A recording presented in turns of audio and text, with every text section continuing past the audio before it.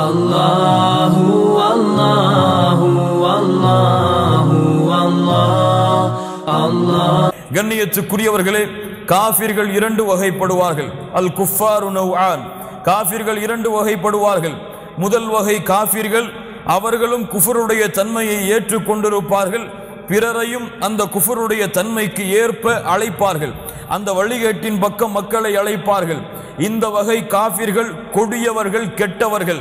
அல்லாஹ் ரப்புல் ஆலமீன் இவர்களை முஸ்லிம்களுடைய எதிரியாக, மூமின்களுடைய எதிரியாக அல்லாஹ் சொல்லுகின்றான். இரண்டாவது வகை காஃபிர்கள் வகாஃபிருன் ஜாஹிலுன் முகல்லதுன் வதாபிஉன். இந்த வகை காஃபிர்கள் யார் தெரியுமா? இவர்கள் அறிவீனர்கள், முட்டாள்கள். முகல்லதுன், ஒருவரை கண்மூடித்தனமாக பின்பற்றக்கூடியவர்கள்.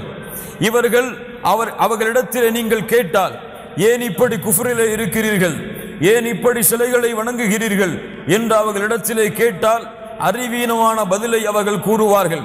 எங்கள் தந்தை இருந்தார், நாங்களும் அதன் காரணமாக இருப்போம் என்று சொல்லுவார்கள். எங்கள் ஆசிரியர், எங்கள் குரு வழிகாட்டினார், நாங்களும் இப்படி இருப்போம் என்று சொல்லுவார்கள். இவர்களுக்கு சிந்தனை இருக்கும், ஆனால் சிந்திக்க மாட்டார்கள். இவர்களுக்கு பார்வை இருக்கும், ஆனால் பார்க்க மாட்டார்கள். இவர்களுக்கு செவிகள் இருக்கும், ஆனால் கேட்க மாட்டார்கள். இது காஃபிர்களுடைய இரண்டாவது வகை.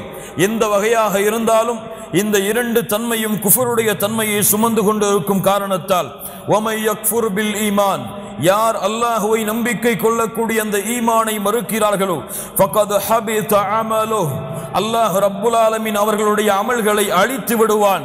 வஹுவ ஃபில் ஆখিরাতি மினல் காசிரின், நாளை மறுமையிலே மிகப்பெரிய நஷ்டவாளிகளாக அவர்கள் மாறிவிடுவார்கள். கண்ணியத்துக்குரியவர்களை, இது போன்ற எச்சரிக்கைகளை கேட்கும் பொழுதெல்லாம் அல்லாஹ்விடத்தில் நம்முடைய உள்ளங்கள் பிரார்த்தனை செய்ய வேண்டும். யா அல்லாஹ், இந்த தன்மையிலிருந்து என்னை பாதுகாப்பாயாக என்று. அல்லாஹ் ரப்புல் ஆலமீன் قل للكون وقل للخلق وللأزمان كم تهنأ فؤادك يملأه القرآن. قل لهموم الناس وأسئلة الحيران كم فيك سرورا وسلام.